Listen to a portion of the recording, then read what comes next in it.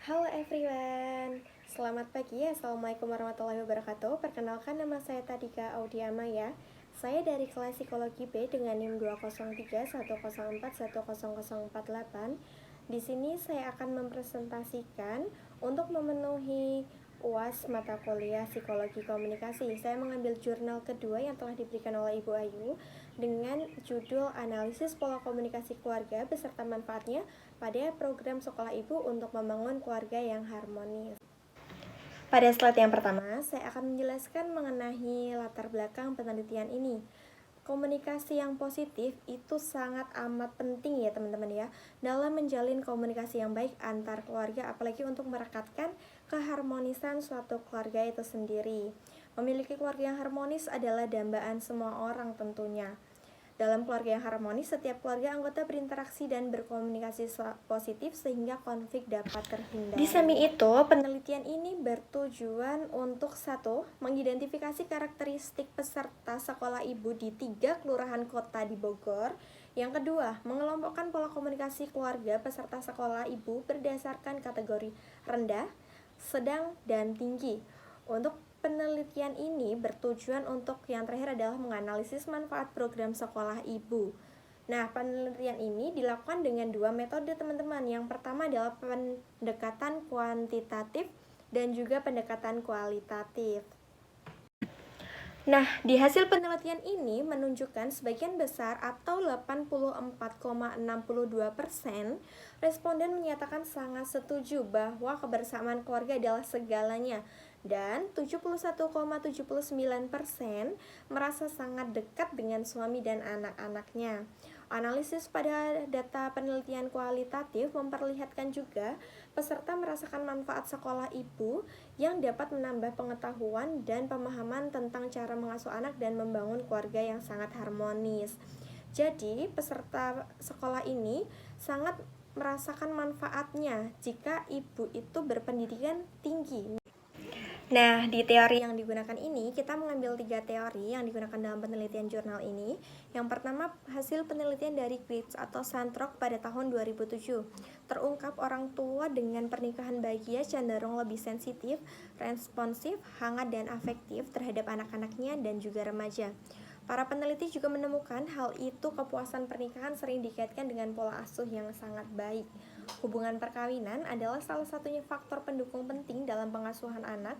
Ketika orang tua melaporkan pernikahan yang lebih intim, hubungan dan komunikasi yang baik, mereka cenderung lebih afektif terhadap anak-anaknya pada saat remaja, terlebih dalam usia remaja.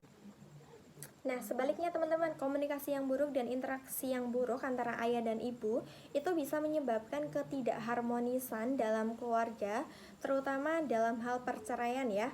Itu menurut Amalia DKK pada tahun 2017, disimpulkan bahwa ketidakharmonisan menjadi salah satu penyebab perceraian. Nah, Indonesia ini termasuk salah satu negara yang tinggi tingkat perceraiannya.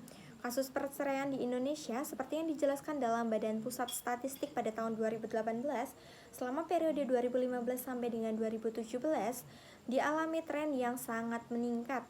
Kasus perceraian yang terjadi di seluruh Indonesia pada tahun 2017 mencapai 374.516 kasus, teman-teman. Nomor itu meningkat dibandingkan tahun 2016 yang tercatat hanya sebanyak 365.654 kasus, dan pada tahun 2015 sebanyak 353.843 kasus. Ini adalah masalah komunikasi, teman-teman. Jadi komunikasi itu sangat penting diperlukan ya dalam hubungan rumah tangga, apalagi keharmonisan rumah tangga. Nah, pada penelitian Goldbeck DKK pada tahun 2014 menunjukkan korelasi yang signifikan antar mutual dukungan antara pasangan dan juga anak-anak perilakunya. Anak-anak yang berasal dari orang tua yang sangat harmonis dan saling mendukung satu sama lain menunjukkan tingkat masalah perilaku yang rendah. Itu hasil penelitian Metia pada tahun 2017 tentang ibu yang bekerja sebagai karyawan di Percut Setuan Kabupaten Sumut juga menunjukkan hal itu terdapat korelasi yang positif dan signifikan antara komunikasi interpersonal dan keharmonisan keluarga. Metia pada tahun 2017 juga menyemukakan dan menyimpulkan bahwa komunikasi interpersonal mempunyai pengaruh yang sangat besar sebesar 86,8% terhadap keharmonisan rumah tangga. Oke, selanjutnya saya akan menjelaskan mengenai metode penelitian. Seperti yang saya jelaskan di slide awal mengenai latar belakang, pada penelitian ini kita menggunakan dua metode penelitian. Yang pertama adalah penelitian kuantitatif dan yang kedua adalah penelitian kualitatif. Penelitian ini menggunakan beberapa metode yang menggabungkan antara kuantitatif dan juga kualitatif. Pendekatan kuantitatif adalah pendekatan yang dilakukan melalui metode survei dengan desain studi cross-seksional. Kuantitatif data diambil pada sesi ke-16 Bunda Program Sekolah pada tanggal 13 September 2018. Jumlah responden yang diambil sebanyak 84 orang dari 3 desa, yaitu Ciluar sebanyak 30 orang, Ciparinggi sebanyak 30 orang, dan juga Kedung Halang sebanyak 24 orang. Ketiga desa tersebut dipilih dengan metode teknik pengambilan sampel secara purposif. Nah, untuk yang selanjutnya, di sini saya tadi menjelaskan ya, di sini itu penelitiannya menggunakan dua metode gabungan. Yang metode kuantitatif tadi sudah saya jelaskan di slide sebelumnya. Yang sekarang adalah pendekatan mengenai kualitatif. Nah, pendekatan kualitatif ini digunakan untuk memperoleh informasi yang tidak terungkap pada pendekatan kuantitatif tadi, teman-teman. Pendekatan kualitatif dalam penelitian ini mengacu pada tulisan 30 peserta sekolah sub Ciluar Kabupaten, khususnya yang berkaitan dengan aspek komunikasi dan keharmonisan keluarga loh.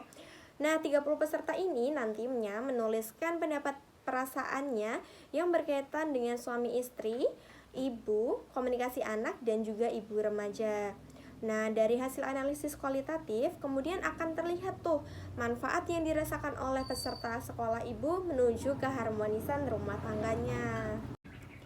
Oke, kita sampai di subjek penelitian. Tadi kita menggunakan dua metode ya teman-teman, menggabungkan metode kuantitatif dan juga pendekatan kualitatif. Pada metode kuantitatif, pendekatan kuantitatif kita mengambil responden yang diambil sebanyak 84 orang dari 3 desa yang berbeda, yaitu Ciluar sebanyak 30 orang, Ciparinggi sebanyak 30 orang, dan Kedung Halang sebanyak 24 orang. Di samping itu, tadi kita menggabungkan dua subjek ya, jangan lupa ya. Untuk pendekatan kualitatifnya, kita mengambil sampel 30 peserta dengan menuliskan pendapatnya mengenai perasaan yang berkaitan dengan suami istri, ibu komunikasi anak, dan juga ibu remaja. Nah, pada teknik analisis datanya ini, kita menggunakan dua metode yang berbeda nih teman-teman. Yang pertama adalah metode kuantitatif. Pada metode kuantitatif, data diambil dengan 84 responden di 3 kecamatan yang berbeda. Setelah itu, data dianalisis secara deskriptif dan diuji dengan analisis ANOVA satu arah menggunakan program SPSS. Untuk metode teknik analisis data yang kedua adalah menggunakan metode kualitatif. Nah, pada metode kualitatif ini, kita mengambil sampel sebanyak 30 responden dengan cara menyuruh responden untuk menuliskan pendapatnya mengenai perasaan yang berkaitan dengan suami istri, ibu, komunikasi anak, dan ibu pada remaja. Dari hasil analisis kualitatif nantinya, kemudian kita akan bisa terlihat dan manfaat yang dirasakan oleh peserta didik sekolah ibu menuju keharmonisan rumah tangganya. Nah, di slide terakhir saya akan menjelaskan mengenai kesimpulan. Kesimpulan yang kita dapat simpulkan dalam materi hari ini adalah kedekatan dan kebersamaan kekeluargaan adalah hal yang utama atau menjadi sebuah kunci utama dalam membangun keharmonisan rumah tangga. Banyak manfaat yang dirasakan oleh peserta ibu dari program sekolah. Salah satu peserta selamat dari konflik rumah tangga yang sudah berlangsung selama 6 bulan dan akhirnya terhindar dari perceraian. Setelah menghadiri Modern School, peserta merasakan hubungan yang lebih kuat dengan suami dan juga anaknya. Nah, sekolah ibu ini dipertimbangkan sebagai sarana yang dapat menambah pengetahuan dan wawasan yang bisa diterapkan langsung dalam keluarga di kehidupannya. Peserta pun mengutarakan caranya mereka berkomunikasi dengan suami mereka. Nah, karena itu penulis merekomendasikan kepada setiap keluarga untuk melakukan aktivitas rutin sehari-hari secara bersama, entah dari ibu, bapak, atau anak-anaknya. Misalkan makan malam dan acara olahraga pada pagi hari atau di hari libur misalnya, dapat dijadikan kegiatan rutin sehingga semua anggota keluarga dapat berkumpul dan berbicara. Temuannya penelitian khusus ini dapat berkontribusi sangat besar dalam mengembangkan keharmonisan keluarga di Indonesia, khususnya di Bogor. Di masa depan, ibu sekolah diharapkan dapat dikembangkan lebih lanjut ke sekolah keluarga atau sekolah keluarga. Dan program ini mungkin memerlukan keterlibatan seorang suami atau ayah. Oke teman-teman, segitu aja yang bisa dapat saya sampaikan. Kurang lebihnya saya mohon maaf. Wassalamualaikum warahmatullahi wabarakatuh. Thank you for watching. Bye-bye.